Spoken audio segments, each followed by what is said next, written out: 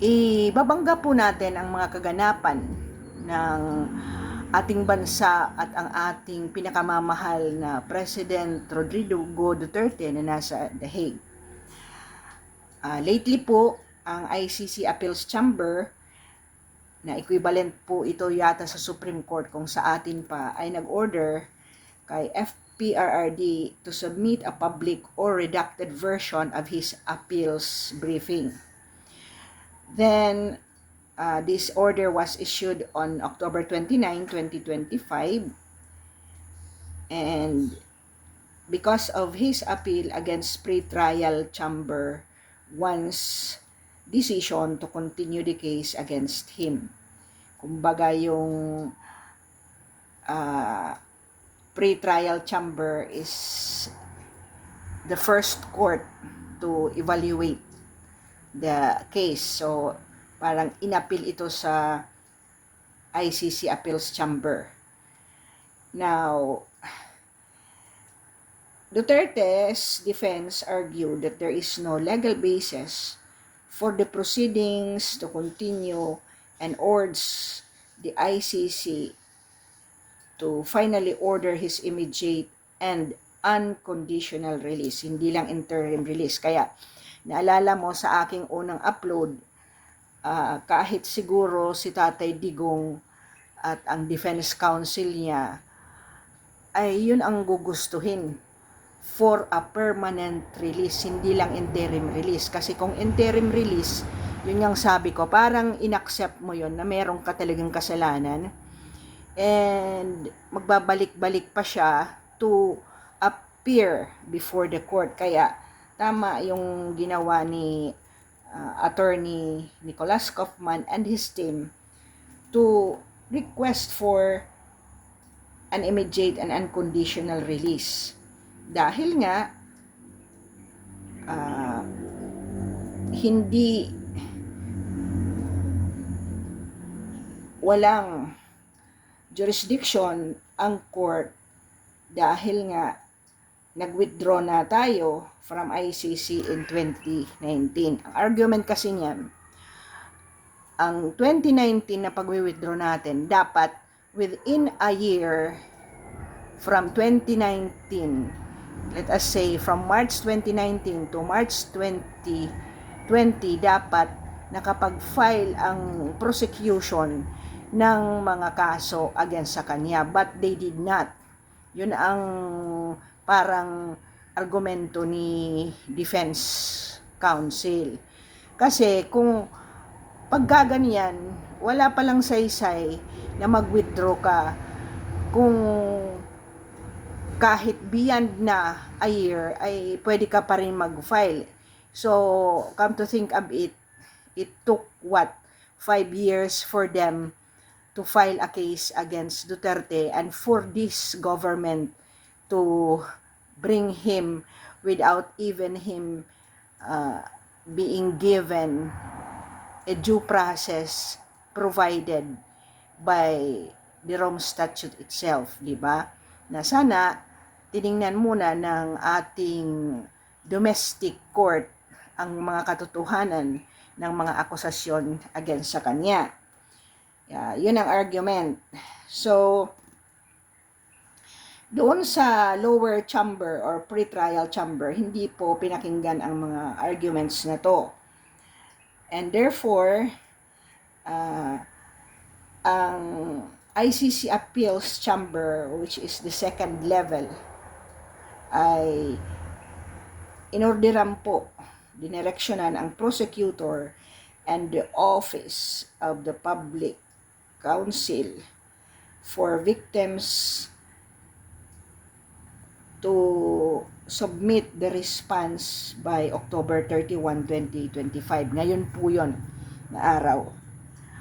Ang ating pong prayer, we do not stop praying for the upper chamber to consider the arguments of our defense. Kasi unang-una, bakit 5 taon pa finailan yan, at ang lahat na mga pinakulong ni President Duterte ay nirelease ng administrasyon na ito na may relation sa drugs, na itong babaeng ito ay dating nasa human rights at nakitang sumasayaw sa Bilibid Prison na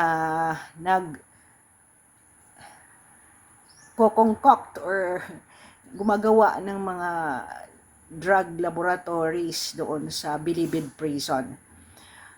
In fact, ito ay nailagay sa Guinness Book of Record na ang Pilipinas lang ang may prisuhan ng mga notorious na kriminal na may parang hotel doon sa loob ng mga kabo ng mga drug cartels or drug lords na nandoon sa loob ng kulungan. And kung naalala nyo, nabuwag po ito sa time ni President Duterte. Ano po yung nakikita natin? Kung ikaw ay normal at walang kinikilingan. In fact, kahit anong sabihin ni Claire Castro na we have a very good economic condition, nagplumay po down ang ating dollar to peso currency, at ito po ang pinakamataas sa buong history ng Pilipinas, which is 59 pesos and 13 centavos. Successive po na umakyat to this digit in the last 3-day time. Ngayon, ano po din ang nangyari doon sa summit ng ASEAN, whether or not totoo na nagkaroon ng separate na meeting si Marcos Jr. while the members of the ASEAN leaders were taking photos, ay napaka-obvious po, di ba, na bakit naman ikinon-current yung time of that meeting to the activities na nagkaroon ng photo ops yung ibang country leaders, di ba? Second to it is that kung makita mo yung dating condition ng President Duterte, ay talagang standing ovation po siya. Meron din po akong video upload dyan.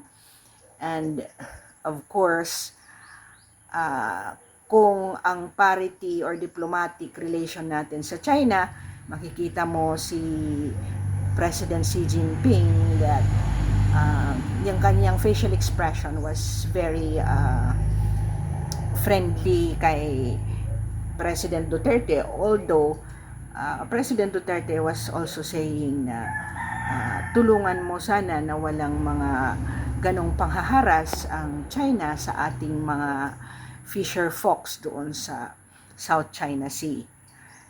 In fact, as I've been telling you, even during COVID times, nagpadala po talaga ng relief na libre po si Xi Jinping sa Pilipinas. And with this relationship, instead of us,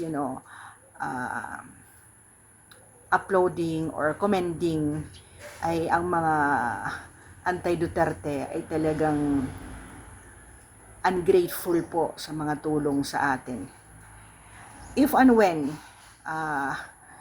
ito lang yata kahit yung tatay ni Marcos Sr., hindi po nangyari ang mga pangyayari na ito na first quarter pa lang ng taon ay naubos na po ang budget natin sa 2025. Paliktanaw din tayo na ang mga sinabi ni President Duterte and the Vice President Sara Duterte were all true. Noong 2024 ng September, na sinabi ni Sara Duterte na si Saldico at saka si Romualdez ay minamanipulate po ang mga insertions at kinukuha ang mga insertions na yon galing sa DepEd. At that time, walang naniniwala, and then the accusation was that dinadivert ni VP Sara. Lahat ng ito, kung hindi ka bulag, ay makikita natin na may katotohanan, hindi lang pero katotohanan talaga na ang mga sinabi ng mga Duterte ay totoo. In respect to the business climate, nakita niyo po kahit ikaw ay pro Marcos, na ang mga Japanese Chamber of Commerce, Chinese Chamber of Commerce, Filipino businessmen are going to Davao to invest there. Kasi kung hindi ka rin bias, makikita mo na nasa top 5 ang ating Davao City sa safety and security and integrity sa buong global business landscape. Kaya ewan ko kung anong mangyayari, because if alam natin may timeline po ang mga ating revolutionista at saka ang ating mga oppositionist na umaayaw na sa mga kaganapan na ito.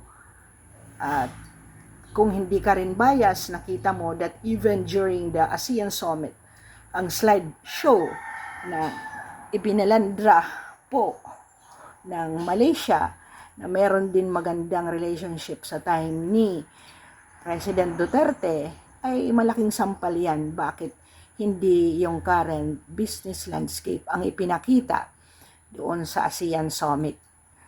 These are indicative that talagang kahit si President Trump ay nakipag-shake hands sa ibang mga leaders at itiniming na last siya na dumating at nakipag photo ops, at hindi man lang niya talaga pinansin ang presidente ng Pilipinas.